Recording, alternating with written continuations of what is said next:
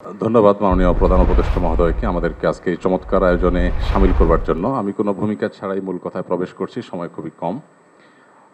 আমাদের এই ছোট্ট এবং ক্ষুদ্র বাংলাদেশে ছোট বড় অনেক সমস্যাই আমাদের আছে। আমাদের এখানে গ্রাম থেকে শহরে ভাই ভাইয়ে যে কলহ হয়, কোন্দল হয়, সেটা পৃথিবীর অনেক দেশে কিন্তু হয় না। এই বাস্তবতাকে আমরা মনে হয় কেউই অস্বীকার করতে পারবো না। আমাদের এখানে যে রাজনৈতিক কোন্দল হয়ে আসছে 50 বছর ধরে, পৃথিবীর অনেক দেশেই কিন্তু সেটি হয় না। আমাদের অন্য যত কলহ, কোন্দল, অসম্প্রীতি এ জাতীয় যে সকল বিষয় আশয় আছে যেগুলোর আমরা সবাই সমাপ্তি কামনা করি, সেগুলোর সাথে যদি আমাদের দেশের ধর্মীয় সম্প্রীতিকে আমি তুলনা করি, আমি এদেশের একজন নাগরিক হিসাবে আমি মনে করি যে আমাদের রাজনৈতিক কলহ, ব্যক্তিগত কলহ, পারিবারিক কলহের তুলনায় আমাদের দেশের ধর্মীয় কলহ উল্লেখ করবার মতো আছে বলে আমার কাছে মনে হয় না। অবশ্য এটি আমার মনে হওয়া না হওয়াতে কিছু আসে যায় না। এটি আমাদের সম্মানিত অন্য ধর্মাবলম্বী যে সমস্ত আমাদের বন্ধুরা আছেন, ভাইরা আছেন, শ্রদ্ধেয় ব্যক্তিবর্গ আছেন, এটি তাদের আমার মনে হয় বলতে হবে। আমি শুধু এটুকু বলবো যে 5ই আগস্ট আমার ফেসবুক পেজে কয়েক মিলিয়ন ফলোয়ার্সকে লক্ষ্য করে আমি একাধিকবার লাইভে এসেছি, যেটা আমার দীর্ঘ 10-12 বছরের সোশ্যাল মিডিয়ার ইতিহাসে কখনো আসেনি। প্রত্যেকটি লাইভে আমি চেষ্টা করেছি এদেশের সর্বশ্রেণীর সাধারণ মুসলমান সহ অন্যান্য ধর্মাবলম্বীদেরকে শান্ত রাখবার আহ্বান করার জন্য। চট্টগ্রামে যখন আইনজীবী আলিফ হত্যাকাণ্ড ঘটল, সাথে সাথে আমি আমার দায়িত্ব থেকে নিজে এবং অন্যান্য আলেম ওলামাদের সাথে কথা বলেছি। আমি যতটুকু জানি এখানে অনেক সিনিয়র ব্যক্তিবর্গ আছেন, ওলামা একরাম আছেন। এদেশে ওলামা একরাম সবসময় সম্প্রীতি এবং শান্তি বজায় রাখার জন্য তারা কাজ করে চলেছেন।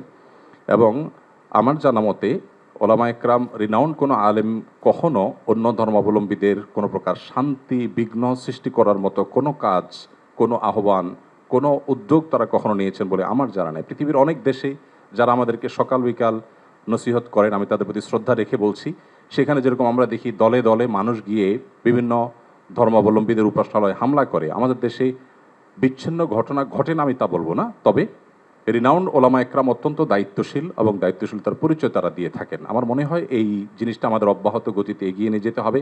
আমি আমাদের অন্য ধর্মাবলম্বী যে বন্ধুরা আছেন, ভাইরা আছেন, তাদেরকে বলবো প্রপাগান্ডায় আমরা যেন কোনোভাবে কান না দেই। আপনারা যদি কখনো সমস্যা বোধ করেন, আমি ব্যক্তিগতভাবে বলতে পারি আমার কথা।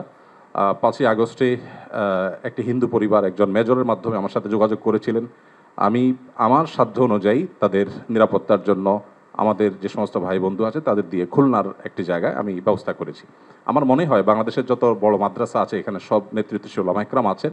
আপনারা যদি কখনো কোনো মাদ্রাসায় গিয়ে বলেন যে আমাদের নিরাপত্তা বোধহয় আমরা ভয়ের মধ্যে আছি, নিরাপত্তাজনিত শঙ্কায় আছি, আমার মনে হয় আমাদের আইনশৃঙ্খলা রক্ষাকারী বাহিনী যেরকম আপনাদের পাশে দাঁড়াবে, ওলামা একরাম তাতে ন্যূনতম কার্পণ্য করবে না। যেভাবে পুজোর সময় মাদ্রাসার ছেলেরা মন্দিরগুলোকে পাহারা দিয়েছে, আমার মনে হয় পৃথিবীতে এটা বিরল একটা দৃষ্টান্ত এবং এটি কিন্তু আমাদেরকে আশা জাগায়। আমি আশা করব যে আমরা কোনো প্রপাগান্ডায় পা দেব না এবং আমরা মিলেমিশে আমাদের প্রিয় স্বদেশকে গড়ে তুলব।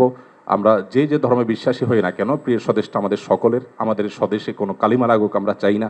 আমরা সকলের সম্মিলিতভাবে ঐক্যবদ্ধ থাকতে চাই, ঐক্যবদ্ধ রাখতে চাই। আমরা যদি সবাই ঐক্যবদ্ধ থাকি তাহলে আমাদের দেশটি ভালো থাকবে, আমরা ভালো থাকব। আমি আশা করছি আমাদের ঐক্যে কেউ চির ধরাতে পারবে না এবং এক্ষেত্রে আমাদের সীসাডালা প্রাচীরের মতো চলতে হবে। আমাদের কোনো সমস্যার জায়গা থাকলে অবশ্যই আপনারা বলবেন, আমরা সেই জায়গাটাকে সংশোধন করব। কিন্তু আমরা আমাদের প্রিয় স্বদেশকে সমৃদ্ধ দেখতে চাই, মাথা উঁচু করে দাঁড়াতে পারে সেরকম দেখতে চাই। আমাদের তরুণরা আমাদেরকে যে নতুন বাংলাদেশ এনে দিয়েছেন, তার নেতৃত্বে যে নতুন বাংলাদেশ এগিয়ে যাচ্ছে, এই অগ্রযাত্রাকে কোনো শক্তি যেন থামাতে না পারে। আমার মনে হয় ধর্ম বর্ণ নির্বিশেষে আমাদের প্রত্যেকেরই ঐক্যবদ্ধ থাকার, ঐক্যের শপথ নেওয়ার সময় এখন সবচেয়ে গুরুত্বপূর্ণ। সে বিষয়টি আমি সবার নজরে এনে আমি আবার বক্তব্য শেষ করছি। ধন্যবাদ সবাই।